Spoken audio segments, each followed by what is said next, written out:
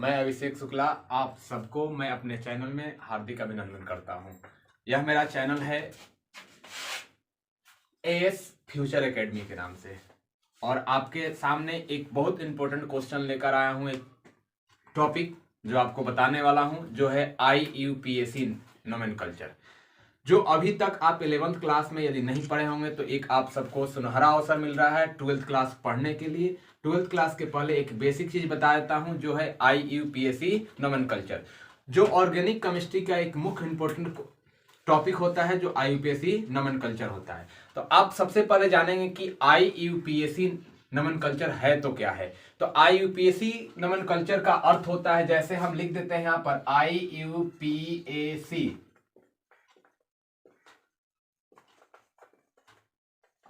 Nomenclature. IUPAC nomenclature का अर्थ होता है I से इंटरनेशनल, U से यूनियन, P से प्योर, A से अप्लाइड और C से chemistry. International union pure of applied chemistry, इसके अंतर्गत IUPAC नोमेनकल्चर आता है। तो यह कैसे हम किसी भी कार्बनिक यौगिक का नामकरण कर पाएंगे। तो किसी भी कार्बनिक यौगिक का नामकरण करने के लिए सबसे पहले जानेंगे कि उसका मुख्य पॉइंट क्या है, उसका जड़ क्या है। तो जड़ IUPAC नामकरण में सबसे पहला जड़ आता है वर्ड रूट के नाम से जानते हैं। वर्ड रूट, फर्स्ट में वर्ड रूट आता है, सेकंड में सफिक्स आता है, और तीसरे नंबर पर प्रीफिक्स आता है। तो सबसे पहले IUPAC में 3 भाग IUPAC का होता है। जैसे IUPAC नेम के लिए 3 भाग होता है। पहला भाग आता है वर्ड रूट का, वर्ड रूट। दूसरा भाग आता है सफिक्स का, और तीसरा भाग आता है प्रीफिक्स का। पहला वर्ड रूट का, दूसरा सफिक्स का, और तीसरा प्रीफिक्स का, यानी जड़। तो सबसे पहले इसमें हम एक एक करके पढ़ेंगे। वर्ड रूट पहले पढ़ेंगे, उसके बाद सफिक्स पढ़ेंगे, उसके बाद प्रीफिक्स पढ़ेंगे।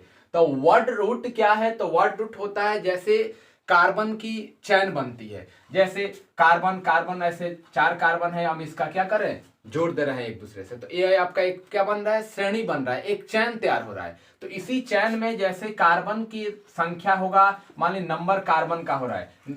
यदि कार्बन की संख्या 1 है तो उसको क्या बोलेंगे वर्ड रूट में। कार्बन की संख्या 2 है, उसके लिए क्या बोलूंगा। तो सबसे पहले वर्ड रूट की बात करते हैं। तो यहां पर हम आपको लिख देते हैं वर्ड रूट। तो वर्ड रूट में नंबर ऑफ कार्बन एटम, सबसे पहले देख लेते हैं number of carbon atom. Number of carbon atom, और यहां पर आपका हो जाता है word root. Word root, word root को यानी एक एल्क शब्द बोला जाता है। वर्ड रूट कहिए या एल्क कहिए। तो नंबर ऑफ कार्बन एटम में यदि कार्बन की संख्या 1 हो रही है, यानी 1 कार्बन है, तो उसके वर्ड रूट में हम लगाते हैं मेथ, METH, मेथ बोलते हैं। यदि कार्बन की संख्या 2 है तो उसको लगाते हैं 8। यदि कार्बन की संख्या 3 है उसके लिए लगाते हैं प्रोप। यदि कार्बन की संख्या 4 है उसके लिए लगाते हैं ब्यूट। यदि कार्बन की संख्या 5 है उसके लिए लगाते हैं पेंट। कार्बन की संख्या 6 है उसके लिए लगाते हैं हेक्स। इस प्रकार से आगे की क्रम बढ़ते जाती है। 6 के लिए हेक्स लगा है, वैसे ही कार्बन की संख्या 7 होगा उसके लिए हेक्ट होगा। कार्बन की संख्या 8 होगा उसके लिए ऑक्ट होगा।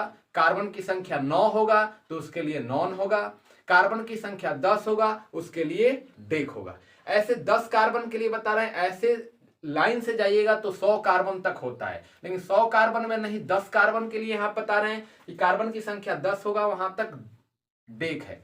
इसके बाद आपका कार्बन की संख्या 11 होगा उसको ऑन डेक। कार्बन की संख्या 12 है उसको 2 डेक। कार्बन की संख्या 13 है उसको ट्राइडेक। कार्बन की संख्या 14 है उसके लिए टेट्राडेक। ऐसे करके 15 होगा तो पेंटाडेक। 15 तक बता रहे हैं। ऐसे 20 के लिए आइकोज करते हैं, 30 के लिए ट्राइकोंट करते हैं, 40 के लिए टेट्राकोंट करते हैं, 50 के लिए पेंटाकोंट करते हैं। ऐसे 60, 70, 80, 90, 100 के लिए आपका क्या हो जाता है। यदि कार्बन की संख्या 100 होती है उसके लिए हम क्या लगाते हैं, हेक्ट लगाते हैं। कार्बन की संख्या 100 है उसके लिए हेक्ट लगाते हैं। लेकिन इतनी दूर जाने की जरूरत नहीं है। आपको नोमेनकल्चर आएगा ऑर्गेनिक केमिस्ट्री में किसी भी कंपाउंड को करने के लिए, तो वह अधिक से अधिक आएगा तो 15 कार्बन तक आएगा। 15 कार्बन तक कॉम्प्लेक्स आयन के लिए आते हैं, कॉम्प्लेक्स कंपाउंड होंगे उसके लिए 15 तक आएगा। और ऐसे सिंपल आप नामकरण करना चाहेंगे तो सिंपल के लिए मुख्य रूप से आपको वर्ड रूट याद रखना होगा 10 तक। नंबर ऑफ कार्बन एटम कैसे होगा और वर्ड रूट में उसको क्या जोड़ते हैं, तो यह वर्ड रूट हुआ। तो सबसे पहले नोमेनकल्चर के लिए मुख्य इंपॉर्टेंट चीज है कि जो कार्बन कार्बन चैन बनाता है तो कार्बन की संख्या कितनी है उसके लिए हम वर्ड रूट या एल्क शब्द लगाते हैं, वह कितने कार्बन के लिए कितने वर्ड रूट लगाते हैं। तो इसको नोट कीजिए, फिर हम आकर बता रहे हैं सफिक्स क्या होता है। ये आप देखें वर्ड रूट। अब दूसरे स्टेप में आईयूपीएसी नामकरण के लिए सफिक्स होता है। जो सफिक्स की बात करते हैं कि सफिक्स है तो क्या है, तो सफिक्स मतलब जो होता है वो प्रत्यय होता है। जैसे हिंदी शब्द में जानते होंगे कि प्रत्यय, और प्रीफिक्स मतलब होता है उपसर्ग। तो प्रत्यय की बात होती है कि यहाँ पर सफिक्स क्या है। तो सफिक्स होते हैं दो प्रकार के, एक होते हैं प्राइमरी सफिक्स और दूसरे होते हैं सेकेंडरी सफिक्स। तो सबसे पहले प्राइमरी सफिक्स में क्या आता है, पहले मेरी बात गौर से सुनोगे तो आपको ध्यान में आएगा कि क्या यहाँ पर आईयूपीएसी नामकरण आप सीख पाते हैं कि नहीं सीख पाते हैं। लेकिन मैं इस वीडियो को बना रहा हूं और आपके सामने आपके समक्ष रखना चाहता हूं कि आप आईयूपीएसी नामकरण पूर्ण रूपेण जान ले, और इस वीडियो के माध्यम से आप पूर्ण रूपेण आईयूपीएसी नामकरण जान सकते हैं। तो यहां पर सबसे पहले सफिक्स की जो की बात होती है, सफिक्स दो प्रकार से होते हैं, प्राइमरी और सेकेंडरी सफिक्स।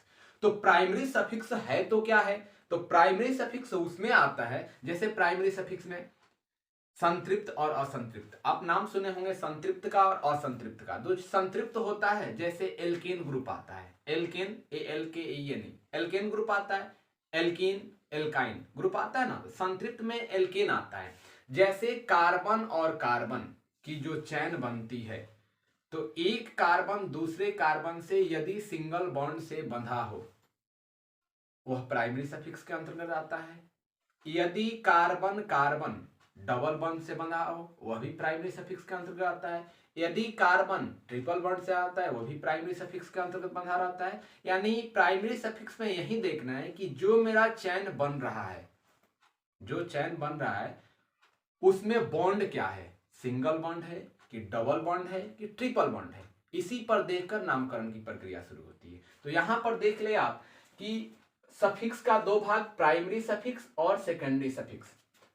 प्राइमरी सफिक्स में दो भाग संतृप्त और असंतृप्त का आता है, संतृप्त और असंतृप्त का। और यहां होती है कि संतृप्त में आपका 1 डिग्री, जैसे प्राइमरी सफिक्स को ही 1 डिग्री सफिक्स का नाम दिया जाता है, प्राइमरी सफिक्स को ही 1 डिग्री सफिक्स का नाम दिया जाता है। यदि कार्बन कार्बन, देखिए यहां पर सिंगल बॉन्ड से है ना, यदि कार्बन कार्बन सिंगल बॉन्ड से होगा तो उसमें ANE लगेगा। जब नामकरण करेंगे तो वर्ड रूट के साथ क्या लगा देंगे, ANE लगा देंगे। जैसे वर्ड रूट मतलब एल्क हुआ, एल्क के साथ ANE लगा देंगे तो क्या हो जाएगा, एल्केन हो जाएगा। ठीक है। यदि असंतृप्त में चलते हैं तो असंतृप्त में यदि कार्बन डबल बॉन्ड से हो, यहां आप देख रहे हैं डबल बॉन्ड, डबल बॉन्ड से हो तो ENE लगेगा। वर्ड रूट में आकर क्या होगा, ENE जुड़ जाए, जैसे एल्कीन बन जाता है। यदि दो कार्बन डबल बॉन्ड से हो, यदि पूरी चैन बना रहे हैं वो कहीं भी आपका दो जगह क्या हो, डबल बॉन्ड लगा हो, दो जगह डबल बॉन्ड लगा हो, उसके लिए क्या लगा देंगे, डाई-ENE। दो जगह डबल बॉन्ड होगा उसके लिए डाई-ENE, तीन जगह होगा तो उसके लिए ट्राई-ENE। यहां तक आप जाने। अब चलते हैं तीसरे में, यदि कार्बन ट्रिपल बॉन्ड से बंधा हो, एक कार्बन दूसरे कार्बन के बीच बॉन्ड क्या हो, ट्रिपल बॉन्ड हो, तो ट्रिपल बॉन्ड के लिए YNE लगाएंगे, यानी वर्ड रूट एल्क के साथ YNE जोड़ दीजिएगा तो एल्काइन हो जाता है, एल्काइन होता है ना। और वही चीज ट्रिपल बॉन्ड दो जगह लगा हो तो डाई-ENE, यदि तीन जगह लगा हो तो ट्राई-ENE। यह आपका काम करता है 1 डिग्री सफिक्स, जो प्राइमरी सफिक्स के अंतर्गत आता है। अब सफिक्स में दूसरा सफिक्स है सेकेंडरी सफिक्स। तो सेकेंडरी सफिक्स में यहां आपका क्रियाशील समूह आता है, फंक्शनल ग्रुप आता है, और 2 डिग्री सफिक्स लिखे हैं। यदि पूरे चैन बना रहे हो, CH3 CH2 CH ऐसे चैन बनता है हाइड्रोकार्बन का, तो उसमें बनाते क्रम में यदि आपका फंक्शनल ग्रुप क्रियाशील समूह यदि OH कहीं पे लगा हो तो नामकरण करते समय OL जोड़ देंगे। जैसे एल्केन में E हटाकर OL जोड़ देंगे, यह भी बताएंगे कैसे उसको नामकरण करेंगे। दूसरे में CHO होगा तो AL लगा देंगे, सी डबल बॉन्ड ओ सी है तो ओ एन ई लगा देंगे, ओ केवल रहेगा तो ओ एक्स वाई ऑक्सी लगा देते हैं, सी डबल ओ एच रहेगा तो ओइक एसिड लगाते हैं, सी एन होगा तो नाइट्राइल लगाते हैं, एन सी होगा तो आइसो नाइट्राइल लगाते हैं। ऐसे बहुत सारे फंक्शनल ग्रुप आते हैं। मुख्य इंपोर्टेंट फंक्शनल ग्रुप यही होता है जिसका नामकरण आपको हमेशा करने को मिलता है। लेकिन यहां पर फंक्शनल ग्रुप के साथ इसको याद रखना होगा कि यदि फंक्शनल ग्रुप आपका कोई भी कार्बन की श्रृंखला में चैन में आपका OH लगा हो, उसके लिए हम वर्ड रूट और 1 डिग्री सफिक्स के बाद क्या जुड़ेगा तो OL जुड़ेगा। सबसे पहले तो वर्ड रूट लिखना है, ये तो जान चुके हैं। दूसरे में प्राइमरी सफिक्स लिखते हैं और तीसरे में आपका सेकेंडरी सफिक्स जो OL या AL या फंक्शनल ग्रुप के साथ जो सेकेंडरी सफिक्स जुड़ता है उसको जोड़ते हैं। तो यह आपका चैन जो बनता है इस चैन के अंतर्गत आता है। प्रीफिक्स की बात तो बाद में चलेगी। प्रीफिक्स का मुख्य रूप से कम भूमिका होता है IUPAC नामकरण में, जहां तक आपको बेसिक रूप से जानना होगा। तो प्रीफिक्स की भी भूमिका होती है, लेकिन आप वर्ड रूट और सफिक्स से IUPAC नामकरण आप कर लेंगे। तो अब यहां पर हम आपको एग्जाम्पल बताएंगे कि किस तरह से आप वर्ड रूट और प्राइमरी और सेकेंडरी सफिक्स से IUPAC नामकरण आप कर लेंगे। यहाँ पर एग्जाम्पल देखेंगे IUPAC नोमेनकल्चर किस प्रकार से कोई भी कंपाउंड का आप नाम लिख पाएंगे। तो एकदम गौर करके इस पर ध्यान दीजिएगा, क्योंकि जो आप भी नियम पढ़े हैं कि किस प्रकार से वह जड़ से बताए थे, एकदम रूट से बताए थे कि किस प्रकार से IUPAC नामकरण की शुरुआत होती है। तो IUPAC नामकरण की शुरुआत से लेकर अभी आपको बता देंगे कि छोटा सा एक कंपाउंड लो और उसका नामकरण कैसे कर पाओगे। तो जो अभी नियम आप पढ़े हो, नियम को नोट किए हैं, उसी प्रकार से यहाँ पर देखिए कि हम अब नामकरण करके दिखाएंगे। और आप गौर करके इस वीडियो को 1 बार 2 बार 3 बार आप रिपीट करके देख सकते हो कि किस प्रकार से IUPAC नामकरण, क्योंकि यह आपके लिए एक सुनहरा मौका मिलेगा। क्योंकि आप यदि 11th क्लास नहीं पढ़े हैं तो अभी शुरुआत है, आप 12th क्लास में भी आप IUPAC नामकरण होता है जो मुख्य इंपोर्टेंट होता है। तो यहाँ पर आप देख ले इस वीडियो को और देखकर IUPAC नामकरण को कंफर्म कर ले कि किस प्रकार से IUPAC नामकरण हम करते हैं। तो यहाँ पर IUPAC नामकरण के लिए कंपाउंड को लेकर चलते हैं। पहला कंपाउंड आप देखिए बोर्ड पे CH3CH2CHO है।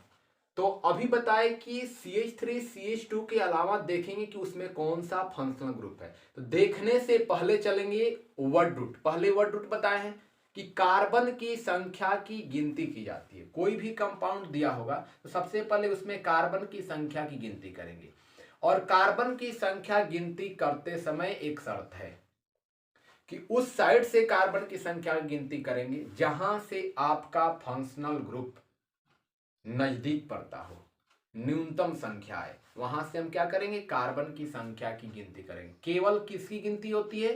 कार्बन की संख्या की। तो पहले कंपाउंड में आप सबसे पहले क्या लिखना है? एल्क लिखना है। एल्क को ही वर्ड रूट कहा जाता है।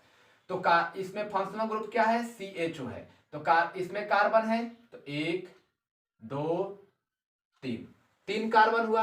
3 कार्बन के लिए वर्ड रूट क्या लगता है जी? 3 कार्बन के लिए वर्ड रूट प्रोप लगता है, PROP, प्रोप होगा। अब प्राइमरी सफिक्स में बताया कि वह बॉन्ड को निर्धारित करता है कि वह सिंगल बॉन्ड से है कि डबल बॉन्ड से है कि ट्रिपल बॉन्ड से है। तो जो यहां आपको कंपाउंड दे रहा है वह कौन सा बॉन्ड है? यहां पर जी सिंगल बॉन्ड है। तो सिंगल बॉन्ड के लिए क्या लगता है? ANE। सिंगल बॉन्ड के लिए क्या लगता है? ANE लगता है। सेकेंडरी सफिक्स में क्या बताए थे कि फंक्शनल ग्रुप को निर्धारित करता है। तो इसमें फंक्शनल ग्रुप क्या है? CHO है। और CHO का फंक्शनल ग्रुप AL होता है। CH का फंक्शनल ग्रुप AL होता है। तो यहां पर अब सबको जोड़ दो एक साथ, PROP प्रो, ANE लिखा लगा देना AN, और E को यहां लुप्त कर देंगे क्योंकि यह E आपका वॉवेल है। जब आपका प्राइमरी सफिक्स में सेकेंडरी सफिक्स जुड़ेगा, जब आपके प्राइमरी सफिक्स में सेकेंडरी सफिक्स जुड़ेगा, यदि सेकेंडरी सफिक्स में वॉवेल हो, लेटर वॉवेल हो, AEIO हो, तो जोड़ते समय यहां से E को क्या करते हैं? लुप्त कर देते हैं। जैसे ANE लिख दिए, E को लुप्त कर दिए, AL जोड़ दीजिए, AL, यानी इसका नाम क्या हो गया? प्रोपेनल। क्या हुआ? प्रोपेनल। अभी समझ में नहीं आया होगा? चलते हैं दूसरे एग्जाम्पल में।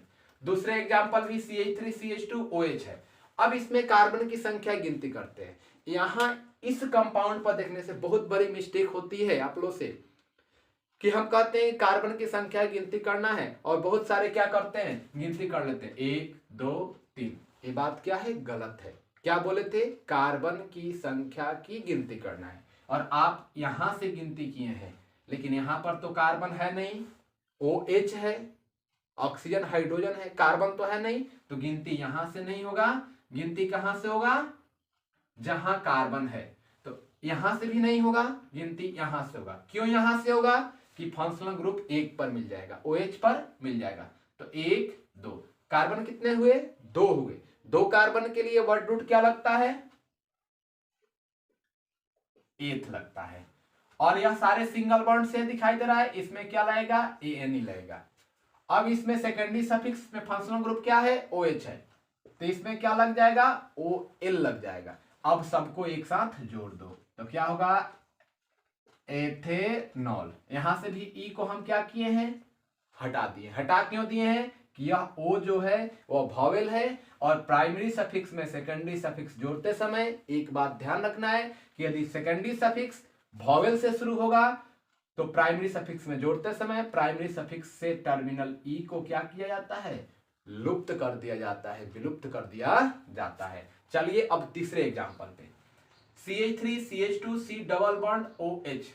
अब यहां पर आपको एक कंफ्यूज वाली बात आती होगी, जहां हम फंक्शनल ग्रुप लिखे थे वहां पर इस तरीका से लिखे थे, एक लिखे थे ना C डबल बॉन्ड O, तो यह फंक्शनल ग्रुप में हम क्या जोड़े थे, ONE जोड़े थे और यहां पर भी वैसे ही दिखाई दे रहा है, लेकिन इसके साथ क्या है, OH भी लगा हुआ है। तो यहां पर बहुत बड़ी मिस्टेक होती है कि आप जब नामकरण करते समय क्या लगा देंगे, ONE लगा देंगे। ONE लगाने से गलत हो जाएगा। क्यों गलत होगा कि यह तो बन रहा है COOH। देखिए COOH, यह किसका बन रहा है, OH बन रहा है, यानी यह आपका क्या है, ओइक एसिड का है। तो ओइक एसिड का है तो इसमें ओइक एसिड लगेगा, ONE नहीं लगेगा। यानी इस पर भी ध्यान देना है कि COOH है। अब इसमें कार्बन की संख्या गिनती कहां से होगा बाबू, यहां से 1 2 3 हो गया। 3 कार्बन के लिए क्या लगा देंगे, प्रोप। यह भी सिंगल बॉन्ड से है तो ANE, यानी सारे सिंगल बॉन्ड से है ना, यहां डबल बॉन्ड मत देखो, यदि लंबी चैन में डबल बॉन्ड दिखाई देनी चाहिए। और यहां पर COOH के लिए क्या लगता है, ओइक एसिड। अब सबको एक साथ जोड़ दो तो क्या हो जाएगा, प्रोपेनोइक एसिड। क्या हो गया, प्रोपेनोइक एसिड हो गया। तो यह इसको आप नोट कर लो कि किस प्रकार से यह नामकरण 3 यहां पर सिखाए हैं। और ऐसे ही बहुत सारे बड़े बड़े कंपाउंड का भी आप नामकरण कर सकते हो और इस माध्यम से। तो यदि अभी तक हमारे चैनल को आप सब्सक्राइब नहीं किए होंगे तो कृपया मेरे चैनल को सब्सक्राइब करें, बेल आइकन को प्रेस करें ताकि जो भी नोटिफिकेशन पहुंचे आपके पास, जो भी वीडियो अपलोड करता हूं तो सबसे पहले आपके पास नोटिफिकेशन जाए और मेरे वीडियो को सही से आप देखकर समझ सके। तो आप इसको नोट कीजिए और IUPAC नामकरण को जान ले, एक सुनहरा मौका है।